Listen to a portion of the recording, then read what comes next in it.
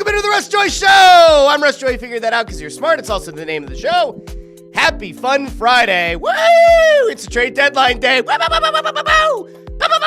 on, let's see. Can I get the weird Mac things to go? I think it's like you're supposed to do like a V or something and it's supposed to do a celebration. It didn't work. That's okay. That's okay. Thanks for letting me down, Mac. Very sad. I'm devastated now that didn't work. And I feel like a total buffoon. You know, here, let me see. Let's try this one more time. Welcome to Trade Deadline Day! Woo! There we go. We're here. There we go. I got him. Could today be the day that Scott Laughton gets traded? Finally! Could we see a trade today? I don't know. We're about to find out. Now, I do have a little bit of news and notes, a little bit of a rundown of today's show because we have a bunch of things to get into. I will be back later today. I'm pretty much guaranteeing now, for better or worse, I will be back here once the trade deadline hits. So the show might go live at 2:45 to catch the last few minutes leading up to the deadline. The show might go live at 3 o'clock as soon as the deadline is over. But I will be doing a trade deadline show later today. So we're going to get into some hypotheticals, and then unfortunately, part of the show might prove to just, not have a very long shelf life because we're going to get into whether or not I think Scott Laughton, Rasmus Ristolainen, Andre Kuzmenko, Cam York, Ryan Poehling, if any of those guys could be traded today. And again, when we talk to each other, not that many hours from now, 6 hours from now, 7 hours from now, we'll see if any of what I said was right. We also have to get into Zack Baun re-signing with the Eagles, another shocking, do we want to call it a shocking signing? The day after the Saquon Barkley signing goes through, the Eagles bring back a guy that I think a lot of people kind of imagine would be the priority, but I think a lot of people were getting ready to move on from in Zack Baun. How he gets it done again. And there was a very interesting clip of Trea Turner talking about wanting to lead off. So we're going to get to all of that and more today, but before we dive into what is going to be a swashbuckling show, I'm going to go out to the comments because that is ultimately where many days start here on the Russ Joy Show. So let's go over to the comments. First, remember, if you're on Twitter/X, you'll need to make sure that you click on the video first, go into old Periscope mode, and from there, you can submit a comment. Otherwise, you're just kind of tweeting into the void, and I can't see it, and it's very sad. So YouTube is always the place to go. It's always the best call. But in fairness, if you're looking to comment on X, that's how you do it. Chris Reed says, Danny Briere may earn the title of being the very poor man version of Ed Wade today. I assume that that's referring to the fact that if he doesn't make a trade today, that makes him Ed Wade. We'll get into it. We'll get into whether or not I think Danny Briere has any flexibility today when it comes to the fan base. Listen, he's going to do what he thinks is best for the organization. But there is going to be a large segment of fans that are going to be very angry and very disappointed if no trades are made today. We're going to get into all that in a little bit. But Russ, he did make a trade. He did get rid of 2 players. You said all along, get rid of at least 2 or 3, and then it's a success. He did. We're going to get there in a little bit. Greg Bondarenko with a happy Friday, all. Andrew Fawcett, our friend in Texas, says, morning, y'all. Driving to work on this trade deadline day, Friday. Cheers. Good on you, fella. Raymond Supper says, Toronto fan base is demanding a third-line center and depth defense, and they don't care about picks. They don't care about prospects. No excuse for Flyers to not get a big return for Laughton and Risto. There's a chance that Toronto might be back in after something that happened last night. We'll talk about that again shortly. Adam Glickus with a joy to the world. It's trade deadline day. It is. Will it be a joyous day for all of us? Well, we'll find out. Jamie asking the question that needs to be asked. Do we lose Scott Laughton today? We're going to get there in a second. Landros 2. Why would the Flyers be busy in a seller's market when they are in a rebuild? Sometimes fans expect too much. Laughing, crying emoji. Sean C. says, got a feeling the Flyers are totally going to fumble this deadline. Seller's market, and they'll still fail. Adam Glickus, yes, load up, Danny B. Sell, and I'll tell you this, if I'm Danny B and I got an offer for him, Airson is outta here. Ooh, turning on Airson. Here we are. Jim Cochran says, look at that slick new haircut. Oh, yeah. Got it trimmed up a little bit. Got it shaped up a little bit. A little texturizing. It was getting very out of control. Now, this isn't perfect, and I didn't put anything in my hair this morning because I didn't have time. But we're getting there. I feel a little bit better about this one than the very heavy mess that it was a week ago. Let's see. Greg Bondarenko says, great way to start the show. Thank you. I guess that was the fireworks. I spare no expense here at the Russ Joy Show. Adam also notes it takes up until 4 o'clock for all the trades to roll in. I think we'll have a good idea. We also happen to have a direct line to people who would matter and be able to tell us if things are going to happen or not. Ford says, so you got a bit of hair's cut, but still long. Frames your massive head nicely with the motor oil in it. Thank you, Ford. Thank you. That's the nicest thing anyone's ever said. Sean C. with it's nice to see the Flyers do have a starting point for Risto, though. The asking price seems to be like an off-season ask, though, in my opinion, for a player his caliber. I think that's probably true. Let's see. Ford says, Russ stuck at 774 subs on YouTube, has been for days now. That is incorrect. We were at like 771 a day or two ago, so we're getting there. We're getting there, but maybe does that mean it's time for a giveaway? Oh, I don't know. I want to get to 1,000. 1,000 feels like a successful channel. Not looking for 10,000, although if we ever get there, it'd be great. Getting to 1,000 would feel very nice. We're getting there, slowly but surely. We're chugging along. CMZ says, if Laughton or Risto isn't dealt, I'm going to fucking snap. Woof. Let's see. Lettuce looking fresh. Andrew Fawcett says, if Danny sits on his hands, I'm asking a lot of questions. Jamie Rollo, says, not expecting much today. No one overrates their players like the Flyers organization. K-Dub says, not getting my hopes up for any Flyers moves today. Jim Cochran asks a question about the Eagles. We might get there in a bit. Is there some sort of beef between Slay and CJGJ? Saw something, but not details. I could touch on this really quick. Slay went on a podcast. I don't remember which podcast it was, earlier this week. And when he was asked about like leaving the Eagles, the question kind of came up about leadership and, with Slay out of the locker room, who's the next man up or whatever. And he kept saying Reed Blankenship. And then he pointed out that, a lot of those young guys don't hold themselves like young guys. They hold themselves like vets. And he kept saying Reed Blankenship. And he didn't say CJGJ. And if you remember earlier in the season, Slay goes on Micah Parsons' podcast, and it felt like sort of shaded CJGJ. That didn't go over well. And then presumably they kind of made amends.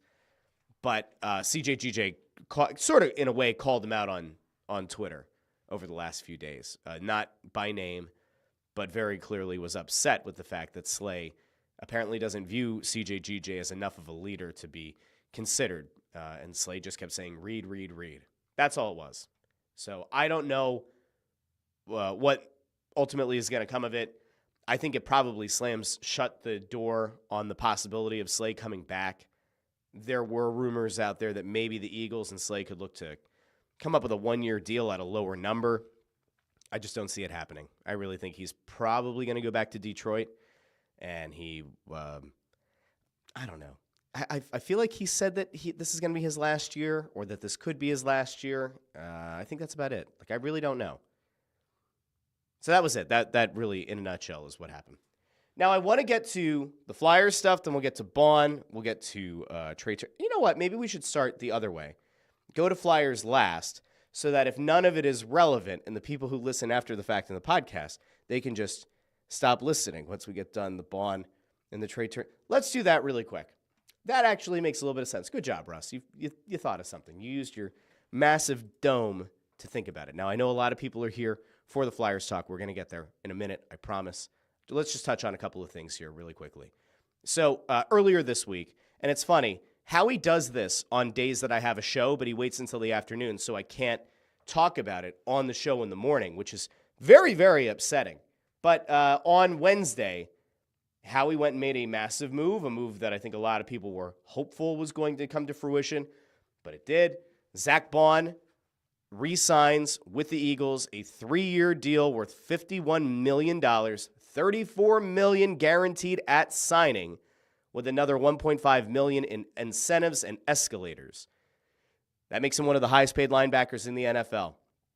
Now, the cynic in me says Zack Baun was never this good before. His first year under Vic Fangio turns him into an all-pro, turns him into one of the best linebackers in the game. And so there's a very small cynical part of me that had this been like 2006, coming off of many losses in the NFC Championship game, coming off of Donovan puking in the huddle, 2006 me would probably look at this and say, oh, well, of course he's going to regress this year. He's going to go back to being that mediocre-ish player. And the Eagles are going to be on the hook for a 3-year massive cap hit. But the new and improved version of me that has now lived through 2 Super Bowl wins, 3 Super Bowl appearances, says, yeah, I'm going to trust Howie. And I'm going to trust the organization that they're right. And that Baun is going to replicate his production again next year, or at least stay very close. That would be my hope. Baun is a massive piece of that team. Massive. I think they probably have to get another linebacker either in free agency or in the draft. Nakobe Dean, you have to hope, is going to come back healthy. But it's a really nice signing. That's all I have on the Eagles. This isn't an Eagles-heavy show. I'm just going a little bit chronological. Now, there's one other thing that I wanted to get to before we get to the Flyers talk, because, again, we're going to be doing another Flyers show today to react to the actual deadline. So you guys can get your questions, comments, and concerns in, and we'll be fine.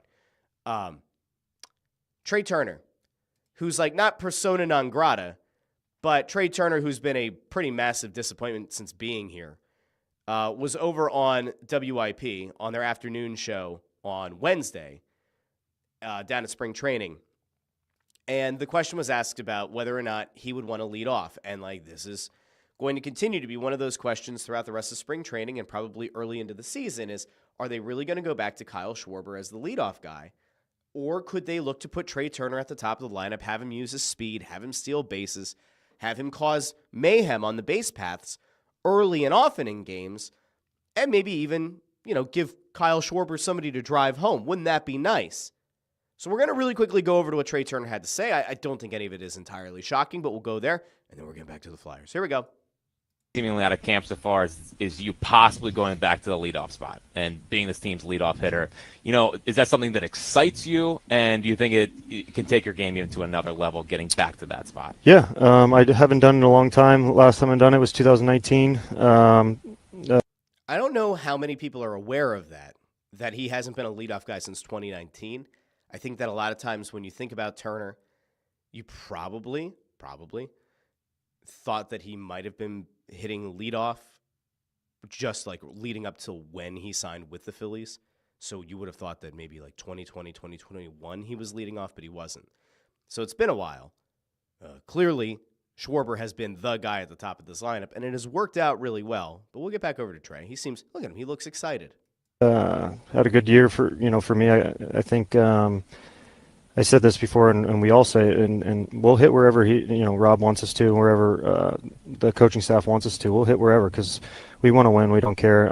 If that is leadoff, it's 2, 3. I hit 8. A couple of years ago. Hopefully that doesn't happen again. But yeah, we'll hit wherever, and that does excite me in the sense of maybe I can run a little more, score some more runs. The last couple of years I'm trying to drive the ball a little bit more, and not that I won't do that if I do lead off, but that getting on first with no one in front of me type deal to lead off a game, I think can put a lot of pressure on the other team. And I think that's a totally fair point, by the way.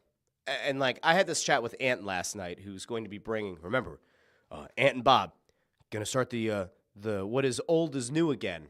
The Fighting Words podcast going to come under the Joy umbrella, the Joy Media umbrella. So I talked to Ant last night at the game, and I was like, what do you think? And he's like, it's a terrible idea. Ant is like very against Trea Turner being the leadoff guy, so you'll get to hear a lot more about that. Conceptually, I get it, though. The idea of him being able to not have to worry about trying to hit the gaps, about him not having to try to pound the ball out of the park, him being able to just do whatever it takes to get on base and then causing mayhem, I think that there is something to it. It just comes down to whether or not he's going to be able to get on base consistently enough at the top of the lineup for it to make sense. Well, we'll go back to him real quick. Maybe we can have some big innings early on. Maybe not bigger, but big innings early on, and kind of get downhill early on. So I'm excited if it happens. I'll be excited if I hit wherever, though. I'm just excited to be back, and I love the game, love playing, and I think we've got a good squad. So I'll be interested to see what happens. And I will tell you that while I have been very demure about the Phillies to this point, there is part of me that is getting very excited again about Phillies baseball because, as I have reiterated many times on this show, I don't like watching bad baseball, but I'm all in on good baseball. I think this lineup is going to be infuriating for stretches of the season, but I think that the rotation is going to be very good. And I think ultimately they're going to win a good amount of games, and I'm going to take the family down, and we're going to go watch the Phillies at Citizens Bank Park. I think we're going to try to plan 1 or 2 road trips this summer I've always wanted to get out to PNC Park. I've never been out there, so I kind of want to take the kids out to Pittsburgh. We went down to D.C. last summer, 2 summers ago, did the National Mall, did the museums, went to Phillies Nationals. I think we'll do that again. Do we dare go up to New York? Go see them play at Citi Field? I don't know about that. But I can feel the Phillies fever. It's starting to course through my veins at least a little bit. But we'll get back to the Phillies next week. And we'll get back to the Eagles next week. And, Ford, to his credit, understands it. But, Ford said over here, about the Flyers discussion, understanding it. But Sixers suck, which is a shame. Never had a basketball season. Eagles season is done and ended in perfection. Phil's ?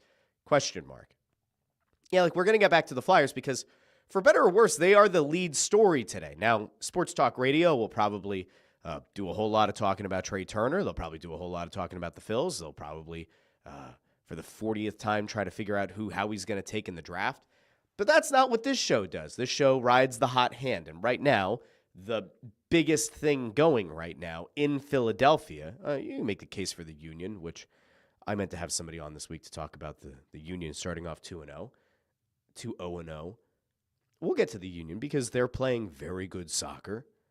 But really, the trade deadline is what we're all here for because ultimately, it's trade deadline day, and people are allowed to get excited. Now, whether or not they should be as excited as they may feel right now, I don't know. Because there were some things going around last night that made me think, oh, shit, they're not going to do anything, are they? But we did get a little bit of clarity because 2 trades either went down or are close to going down, even as of Friday morning. One of them is official, and one of them could be very soon. So let's start at the one that is official, because if you watched the Press Row show last night, we were talking about the fact that Mikko Rantanen and even a Brock Nelson becoming available potentially, that could kind of set the market, and that if you're the Flyers, you want to see how that shakes out to help you kind of figure out value. And in addition to that, other teams want to see where that market gets set so that they're not overpaying for a Scott Laughton or a Rasmus Ristolainen.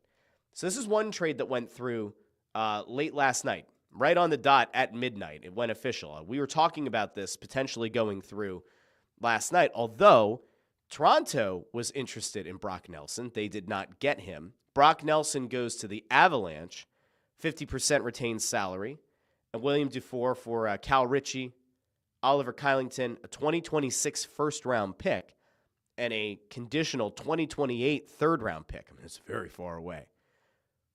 And Saravalli adds here, Cal Ritchie is a can't-miss prospect. So, in theory, the Isles get a very nice return on Brock Nelson. That return was probably aided by the fact that they're going to eat 50% of his contract. But Nelson is a very good player, and he's going to fortify that Colorado lineup. So now that Nelson is off the board, now that teams that were looking at him as a potential center option, the center market has been drying up of late. Scott Laughton is certainly not Brock Nelson. The best version of Scott Laughton is certainly not close to the best version of Brock Nelson. But now that Nelson is gone, could a couple of the teams that might have gone out of the running for one Scott Laughton, could they come back in? A couple days ago, Darren Drager put out that there were 8 teams circling Scott Laughton. And as of last night, we were talking about this on Press Row Show, but it was more that no, it could be 5 or 6 teams. There might have been a couple of teams that dropped out. Now, New Jersey was an interesting one to keep an eye on because New Jersey presumably wanted to add a good locker room guy, add another good depth guy. But the Jack Hughes injury could have really changed that because that's your best player. Does New Jersey think that they're still good enough to make a run? If so, fortifying their lineup with a Laughton probably helps. It certainly isn't a replacement for Jack Hughes, but it's still a good option. Washington has been interested. The team that beat the Flyers last night really curb stomped them. It was a 4-1 final, but it really was like a 4-0 game. Mishkov had a garbage time goal. It was a nice shot, but it was a garbage time goal. That team, the Jets, they're interested in Scott Laughton. So that's at least 3. 2 that are local, New Jersey, Washington. And then you have Winnipeg. Toronto has long been in the Laughton and Risto sweepstakes. They have expressed interest about both of those guys pretty consistently, I think, over the last year or 18 months. They're always kind of keeping tabs on the status of those guys. Does losing out on Brock Nelson change Toronto's decision-making process? It might. Now, the bigger thing, and this is where you should get at least a little bit excited if you're a Flyers fan. Like if you were worried that no trades are going to go down today, I have good news for you. Because if this were to go through, if this were to happen, it sets the market and it gives Danny Briere everything he needs to be able to try to start really collecting offers today for Laughton. Saravalli put this out at 2:18 a.m. I don't know why I woke up at 2:18 a.m. or somewhere around it, but Saravalli put this out. Again, 2:18 a.m. Belief is that Dallas, the Stars, and Mikko Rantanen's camp are actively negotiating a new contract with Carolina's permission, and a trade is conditioned on an extension. If that price is met, which it hasn't been yet, then Mikko Rantanen is expected to become a Dallas Star. Now, that's a huge development. That is a massive development. We're going to probably dissect this tomorrow on the Press Row Show, but if Rantanen is ultimately dealt prior to the deadline, there are going to be a lot of questions around what the hell Tulski's doing down in Carolina. They made a massive trade with Colorado earlier this season, and the thought was go out and get Rantanen, at least go on one potential cup run with Rantanen, try to convince him that it is a place that he would want to plant roots and stay long-term. But they didn't get an extension in place when they executed the trade. There was a ton of risk that they were willing to accept by not having him sign an extension. And either they thought that the culture, that the facilities, that the location, whatever, was going to resonate with Rantanen. And the idea was, well, listen, even if they don't bring him back, it's a ballsy move, and it's going to set Carolina up to be a cup favorite. And now here we are, is it a month and a half later? And Carolina is actively looking to move Rantanen. That is insane. I would call that organizational malpractice. I would consider that a really bad thing for the National Hockey League. The idea that you would go out and get one of the best players who, by the way, not a lot of teams knew was available in Rantanen. The fact that they went and they pulled off that blockbuster trade to bring him into Carolina only to turn around and potentially trade him right before the deadline. I mean, I don't know what the haul they're going to get back from Dallas is, and maybe it's something amazing. And maybe it's a couple of guys that are under contract long-term, and ultimately Carolina is going to be a better team for it. But, man, this is about as brutal as it gets. Kudos to Dallas, though, because Dallas is doing one of two things here, right? Or one of two things will happen. Either Dallas is going to get this extension agreed to, and they're going to execute this trade, and they're going to bring a great player in and Mikko Rantanen, and they're going to lock him up long-term, maybe $12 million plus per year. I thought I saw somebody put out $14 million plus might be the ask. Dallas can get an absolute stud and lock him in long-term, and that'd be great. The other thing, though, is because there's this belief that they're actively negotiating a contract, it essentially pulls Rantanen off the market right now for other West Coast teams, Western Conference teams. So if you're Dallas, you're probably negotiating in earnest.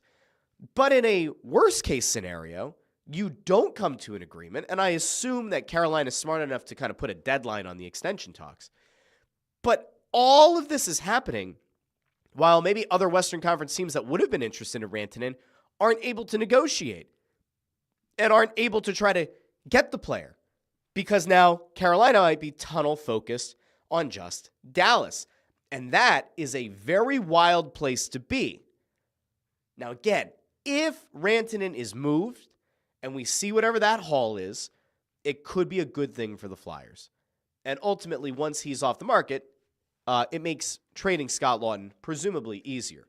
We have seen a lot of trades go down in the last few days that have looked like massive overpays for players that aren't particularly good or great.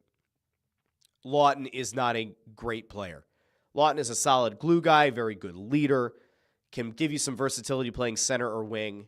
He's not a guy who fundamentally alters your ceiling in a meaningful way, but he's a guy who can fortify your bottom six. He's a guy that I don't think this Flyers team needs to build around, and he's certainly not a guy that I think they would be willing to turn down a first-round pick to keep. I think if a first-round pick gets offered for Scott Laughton, they're going to take it. Now, if we were to find out after the fact, again, when I do the show later today, if we were to find out that, like, Winnipeg offered a first-round pick for Scott Laughton, but the Flyers didn't want to trade him to Winnipeg because he didn't want to go all the way across the country and they're trying to do right by him, I'll light some shit on fire, verbally, right? Like, that would be organizational malpractice. If all they get offered for Laughton is a second-round pick, listen, I don't know. I don't know. Because here's the thing. For as much as I believe the team is supposed to and should move on from Scott Laughton, I'm also not an idiot. The idea of lowering the ceiling and lowering the floor is taking impact players off the table, taking impact players out of the lineup. I don't think Scott Laughton is an impact player. I don't fundamentally believe that removing Scott Laughton from this lineup is going to crater this team and send them further down and improve their chances of getting that number 1 overall pick. I think trading Risto would do that.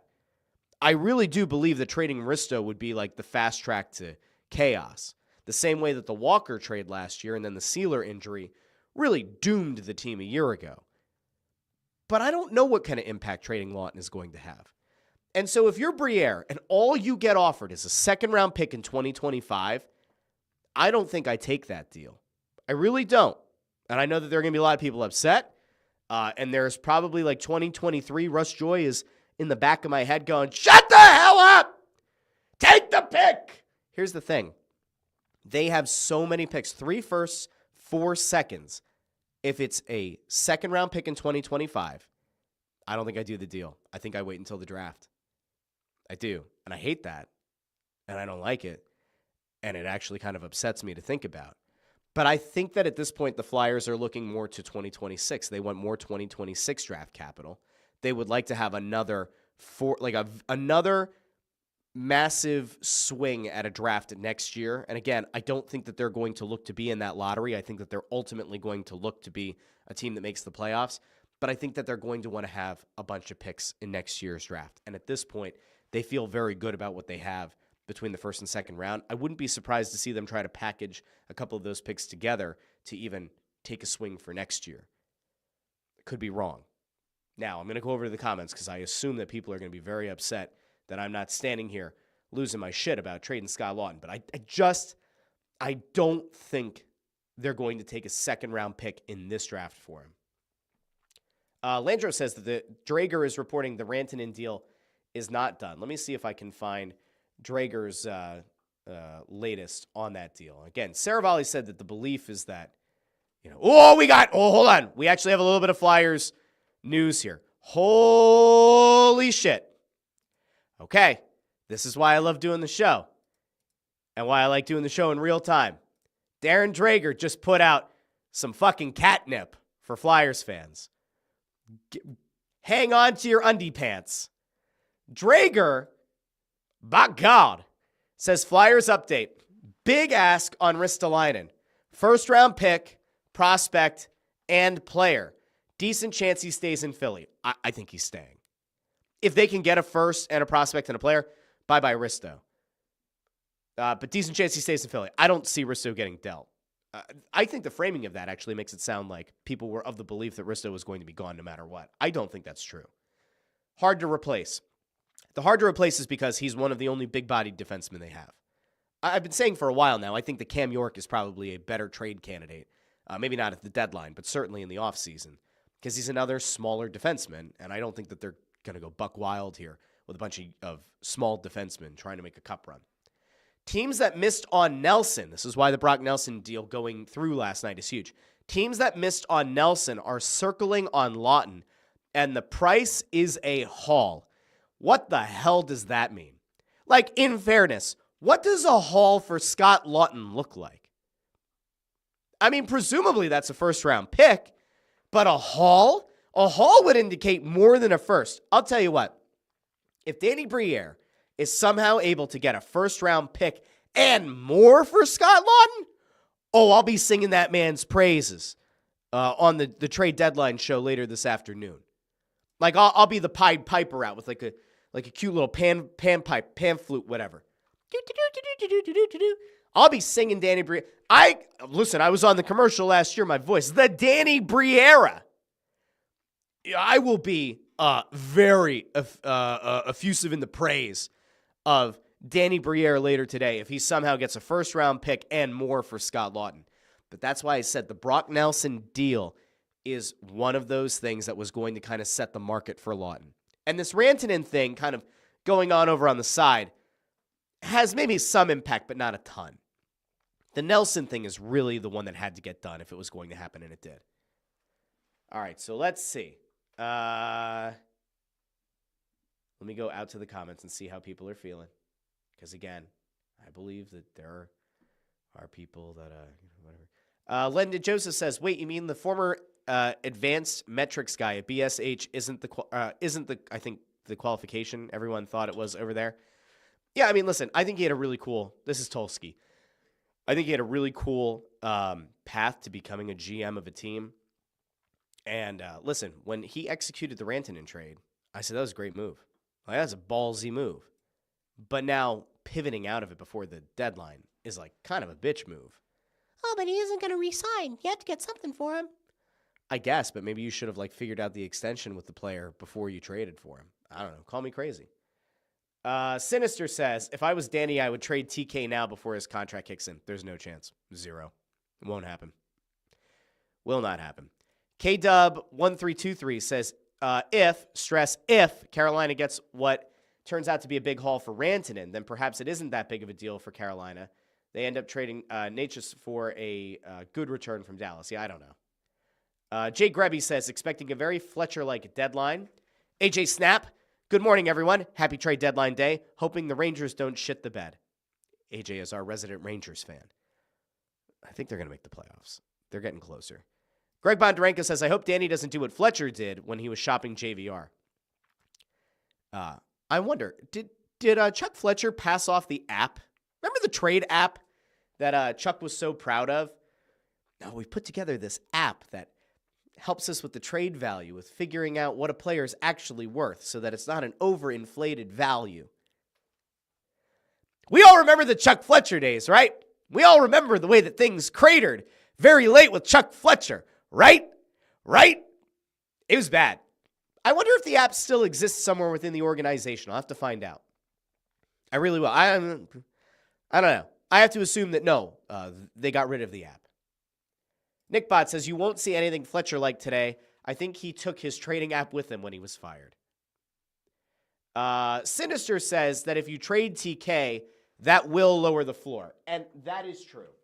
That is 100% true. If they were to trade an impact guy like TK, who only has 2 goals since, January 9th, that's not good. It's 20, what is he up to, 22 games? 24 games with only 2 goals. Not ideal. Trading him would be horrific. Dirch says, we got lucky. We got a first for Walker last year. That doesn't mean we'll get a first for every player we try to ship out. Now listen, I got to blow my nose. I'm not doing this on camera. So we're going to throw this up here real quick. Give me 2 seconds.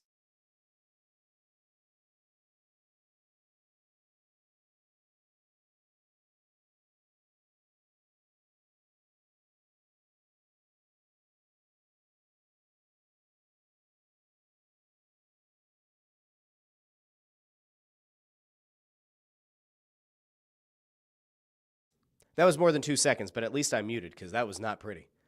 Not pretty, folks. Anyway, let's get back out to the comments. Sorry about that. I was like, how long can I go with a very nasally voice where I can feel the congestion, you know? Ford says, I'm not an NHL guy, so I'll ask genuinely, who is the best team currently and what trades could happen today to move the needle for the contenders? Winnipeg is one of those teams that's going to look to make a move. And they could be the team that ultimately trades with the Flyers. I don't know. Are they gonna pull the trigger on a trade? That Winnipeg team has been so good this year that in my mind they almost don't have to make a trade. They have arguably the best goalie in the world right now in Hellebuyck. There's a big part of me that wonders if Winnipeg really needs to make a trade. Could Florida look to do anything else? Toronto, I think, will make a trade. Toronto is going to look. And that's ultimately where I think the Flyers could maybe benefit. Because, again, Toronto has had interest in both Ristolainen and Laughton. Here's the downside with Toronto. They don't have their first-round pick this year. They have a first next year. So if you're the Flyers and you're playing this one intelligently, right, based on what Drager just tweeted out about a half hour ago, if you can get a first-round pick and more, because Nelson is now gone and Laughton is like the belle of the ball, then you should be able to try to get that 2026 first-round pick out of Toronto. You should be able to try to get a first-round pick out of Winnipeg or out of Washington or maybe even out of New Jersey. Now, as I said before, I think that where the Flyers are at right now, organizationally, is they want draft capital for 2026. I don't think that it's a play for 2025 draft picks anymore. So that's another element to this because there are teams that have started to sour on this draft class or believe that, it's not going to be the kind of top-end talent. And then, So if that's the case, maybe asking for the 2026 pick is going to be a hurdle that some teams just aren't willing to clear. Amy says they don't need help to tank the rest of the season. They're doing it themselves already. Yeah, it's been bad. It's bad. And I think it's going to get worse, which is good if you're part of Team Tank. Actually, since I brought up the tank, let's go over and do what we do once a day here now on the Russ Joy Show because it's important. We're going to go over to Tankathon really quick. We're going to check in on your team, your town, your Philadelphia Flyers, who woke up this morning with the 7th best odds of winning the number 1 overall pick at 6.5%. I feel like I've said that a lot in recent weeks. But yes, they wake up with the 7th best odds. We're going to sim this. I will point out that there was the one day that I did this and they got the first pick. Pretty much every other time that I've done this on this show or over on Snow the Goalie, they have dropped, typically to number 8. With all of that in mind, let's see. Where would the Flyers land if this simulated draft lottery were to come to fruition? Everybody get ready. Drum roll, please.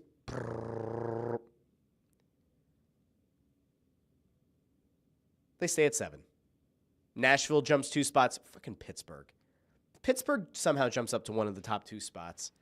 I might legitimately lose it. Okay, so not a great one, but the Flyers don't move down. So I guess all things considered, it could be worse, right? Okay. Let's see.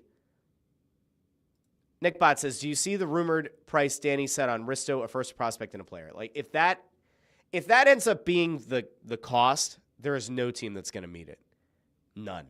I don't see a scenario where any team wants to meet it. And by the way, Dallas was being viewed as maybe a dark horse for Risto. If they're going to execute a trade for Rantanen, with all they're going to have to send to Carolina, there's no chance they're going to make a trade for Risto. Again, I would be shocked if they moved Rasmus Ristolainen today. Shocked. Legitimately surprised in every way. Nick Bott also says, if Brant Clark is available, I'd be really upset if Danny hasn't at least set up an offer at least. Here's the thing.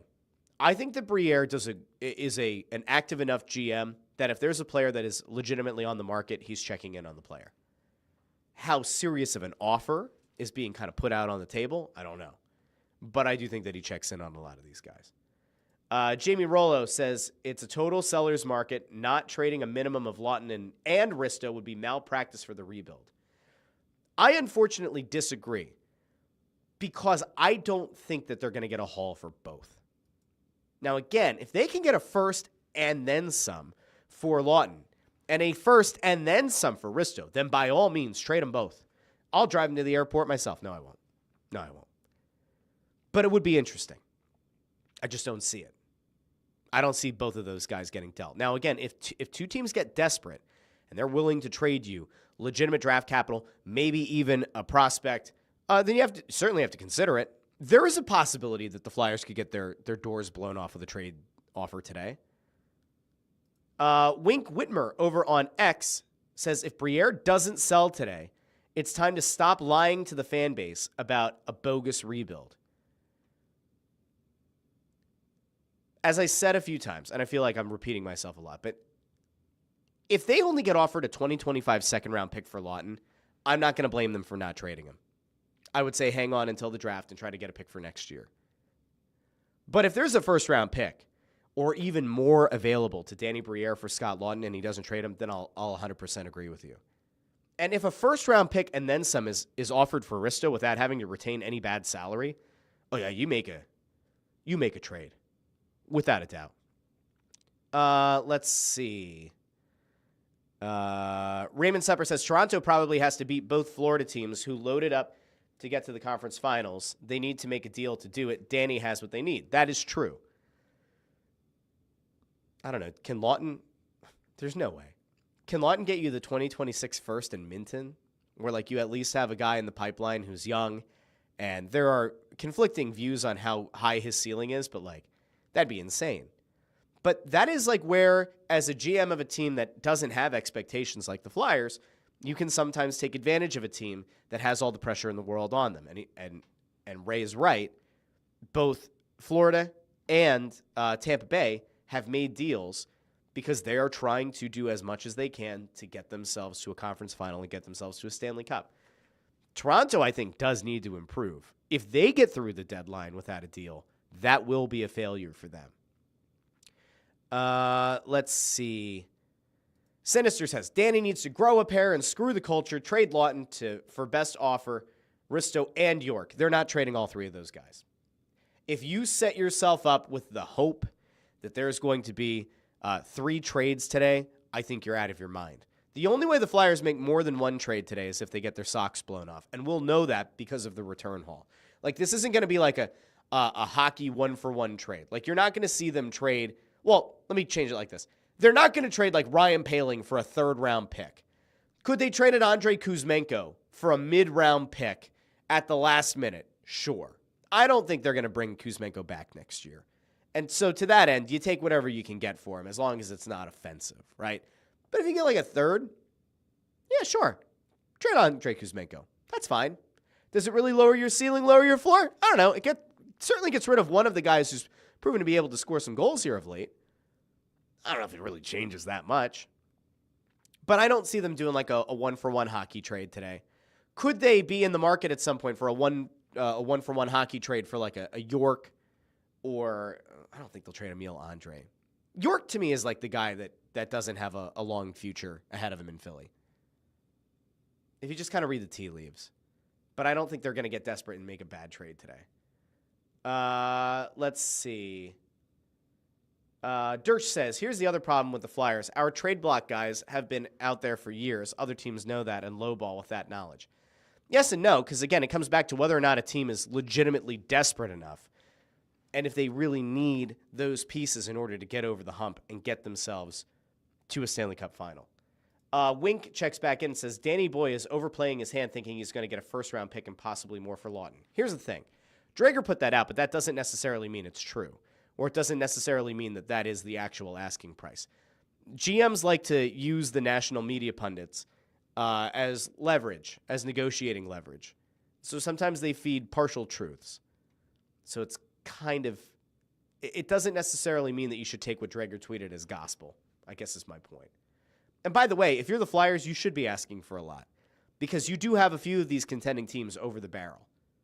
Now, again, if ultimately we get through this deadline and Laughton is still here, Risto's still here, York, Kuzmenko, everybody, if no one's been dealt, I'll have a very different sound this afternoon. I don't expect them to make multiple trades, but I think one is enough. Let's see. Jay Grebby asks, curious what you think the Flyers could get back for York and what teams would be in the mix. Saw yesterday you gave him a 40-something% chance of being moved. Yeah, I put out a tweet yesterday, and I think, not that it got misinterpreted, but I guess it's probably worth explaining myself, explaining like what the purpose of the tweet was and like what it meant, I put out trade percentages, right? About Laughton, Risto, Cam York, and Andre Kuzmenko. So let me pull the tweet up. I'm going to explain the rationale here. And like, listen, in my head, it made sense. But to the rest of the world, it might not have because I've got a very complicated brain. I said just over 24 hours away from the trade deadline. Here are my likelihood percentages for the Flyers. I said Laughton, 75% chance. I'd stand by that. I think he's going to get dealt. Risto, 20%. The 20% implies that like there are teams that are interested, but I really don't think the Flyers have any interest in trading him. It would take blowing their socks off for them to trade Risto. Cam York, I gave 46%. Why? Because you can see 46% there and Kuzmenko 52%. So it's like why one versus the other. Kuzmenko doesn't make sense here as a long-term piece. And again, I don't think that they're actively looking to bring Kuzmenko back. So I would say that it should be like a 75 or 80% chance that Kuzmenko gets dealt. But to this point, they haven't gotten a lot of interest on Kuzmenko, so you drop the percentage. He should be a higher percentage, but because there haven't been any real concrete discussions about him, I lower the percentage. But it's still over 50, which means I think there's still a better chance than not that he gets dealt. Cam York is sort of the inverse. I think that there have been enough teams that have checked in or expressed interest in Cam York that the Flyers have had some discussions about whether or not moving York could make sense. But I still put it under 50% because I don't think they'll deal him now. But I do think that there's a very high likelihood that by the draft, they're trading Cam York. So I don't know if that makes sense to everybody or not, but like in my mind, it does. I use that 50% kind of as the barometer. You go over, better chance than not that they're traded. You go under, lesser chance. But to me, there's all these variables that are at play. Teams have checked in on York. Teams have not checked in on Kuzmenko. Kuzmenko makes no sense long term, so you go from 80% down to 52%. York is a guy that I think they've gotten enough that they'd be interested, but I don't think they will believe that trading York right now gets them the best possible offer. All right, so I've explained to you how my brain works, and sometimes it works in mysterious ways. Let's see. JH says, late to the party, but still here. Nick Bott calling out one of the things that drove me nuts last year. Danny said last year a team would have to overpay for Laughton. He said, we won't take market value. He said, we'll only take above market value. And I said that was insane. Again, if all you're going to get is a 2025 second-round pick, fine. Hold on to him till the draft. But you better fucking trade him this offseason.